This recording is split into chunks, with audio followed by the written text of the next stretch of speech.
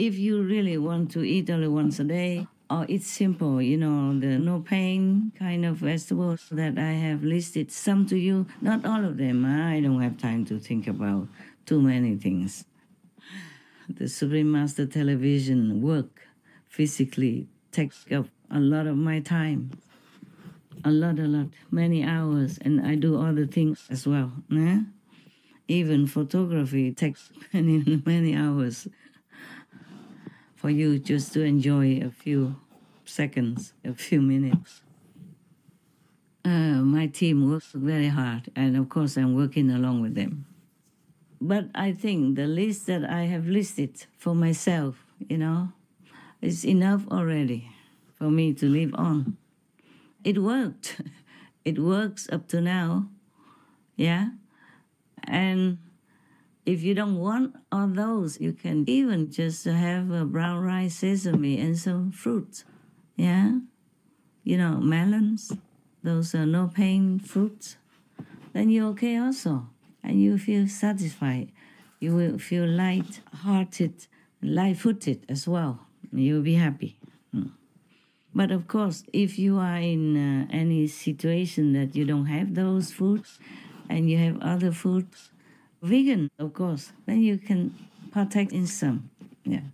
But if you worry that you don't have enough nutrition, then it's a very, unnecessary worry. Yes. You can also eat white rice with those vegetables and fruits that I listed, even though the list is not complete. It's enough. My God, we don't live to eat, we eat to live.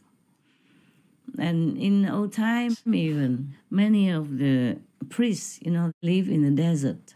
They didn't have any food. They just ate like dry bread and just dip it into water. And that's all they ate.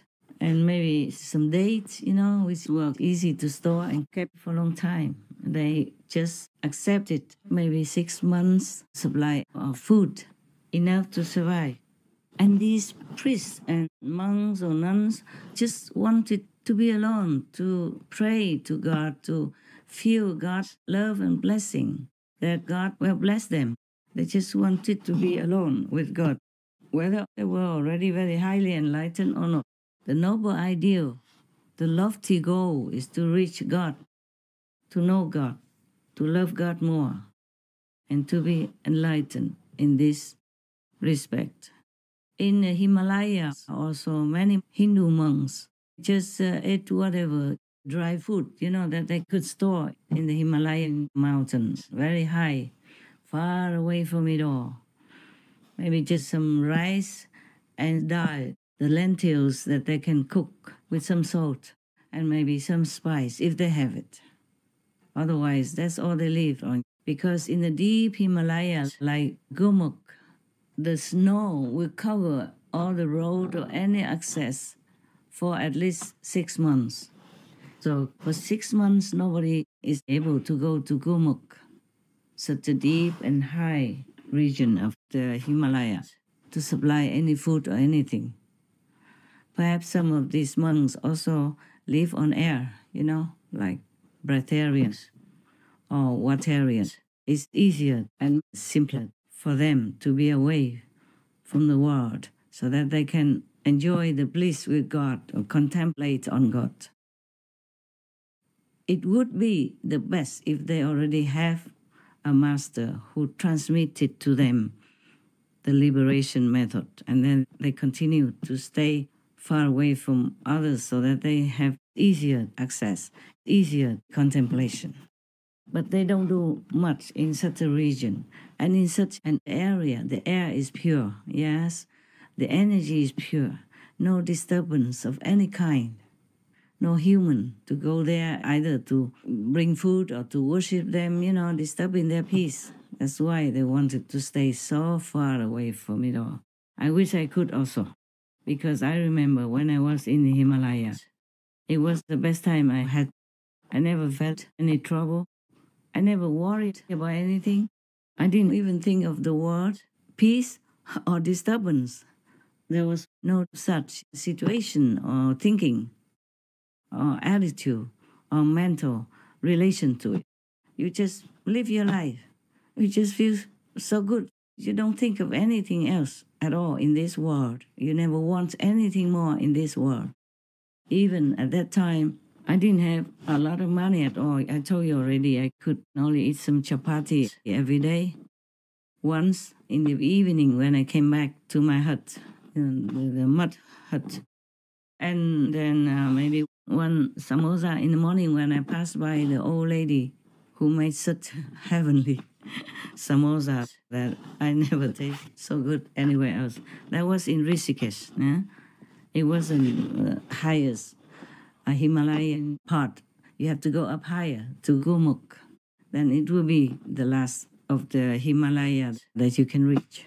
Further on, I don't know if any monks or nuns will stay. It's more difficult to access there. Now, I did not intentionally become an ascetic there. It seemed like in retreat. It's just the way it is, in the Buddhist tradition, when you're in retreat for 3 months every year, you just have to be alone or be with your similar community people. But you don't eat more than that, yeah? Maybe in the Buddha's time, they had more food. But in my time, I was alone in the back of the temple, which is the room used for ashes of the Buddhist believers who are dead. And then the relatives brought them there so that they could hear the monks in the front, a little far down below the temple, who recite the sutras to help them to have peace and be liberated from hell or from whatever unfavorable existence.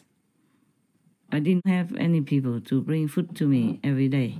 I didn't want to. Of course, I could have asked the monks down there to help bring food to me, but I didn't want to. There were some people who wanted to visit me. I also refused, except for 1 or 2 times for my own disciples. At that time, I had a couple of disciples, and they came to visit me in the end, because I brought some new people for initiation. I did not want to see a lot of people. I did not want to see anyone. Therefore, I took just sesame and brown rice. In the first week, I had some orange juice brought to me together with that provision. But later on, there was no more left. So just sesame powder, brown rice. And salt, of course, or some soy sauce. Probably some soy sauce also. But at the end, only salt, And I survived, and I didn't feel bad or sick or anything. On the contrary, when I went out into the world, at the request of Longin people, then I began to have a little bit of a problem here and there, and then sometimes almost fatal. It could have been fatal, but then God still wanted me to live, to continue to work. Maybe that's why I survived many attempted assassinations, many life and death, medical conditions, and physical sicknesses. But it's not the asceticism that brought me to where I am or helped me in any way. It is the convenience of it that affords you to be alone and quiet, so that you can continue to contemplate on your inner meditation and not be disturbed or distracted by any kind of worldly interference. That's all, okay? But I emphasize, I do not advocate for asceticism as a way to force your body just to feel that you can. Of course you can, but do not try to force yourself too much into trouble, all right? I just want to tell you, if you want to have less meals or less troublesome cooked meals, then you can have them. More simple. But do not force yourself. Okay? If your body cannot bear it, stop immediately and return slowly to normal. Do not immediately jump from one extreme to the next relaxing kind of way of life. Okay? But always be vegan, yeah? Not because you're scared of karma only, but mainly because we don't want to hurt any beings. Even animal beings, they don't look like us, but they are souls. They have souls in them, and they have spiritual connection with the universe. Many animal people know more than we humans will ever know. They have an acute sense of knowing things that would happen before they even happen. They could see through you. They could predict what you're going to have as trouble or as an accident. And they try to warn you a lot. But most humans cannot hear the animal people talk.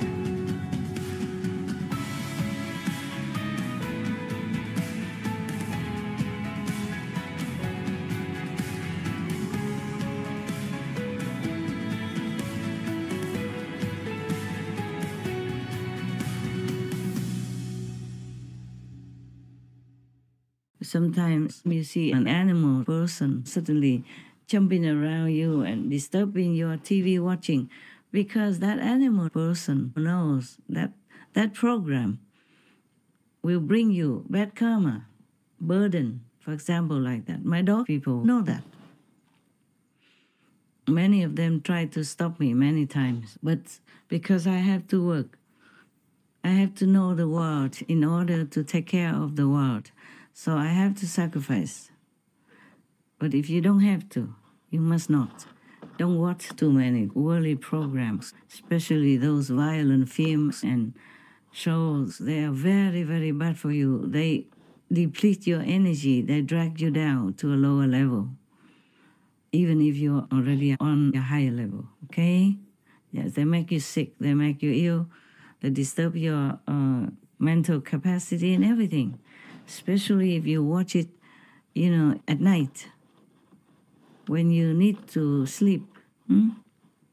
Even if you are a night person, you better not abuse yourself too much mentally, psychologically, emotionally, wisdom-wise, because the nighttime is a time to rest, time to meditate and contemplate on a higher, loftier dimensions in the universe, nearer to heaven, nearer to God, okay? Nighttime is the time of the negative force who is roaming around and disturbing your peace, sucking up your energy, even influencing you to do wrong, thus creating bad karma for you or and others consequently.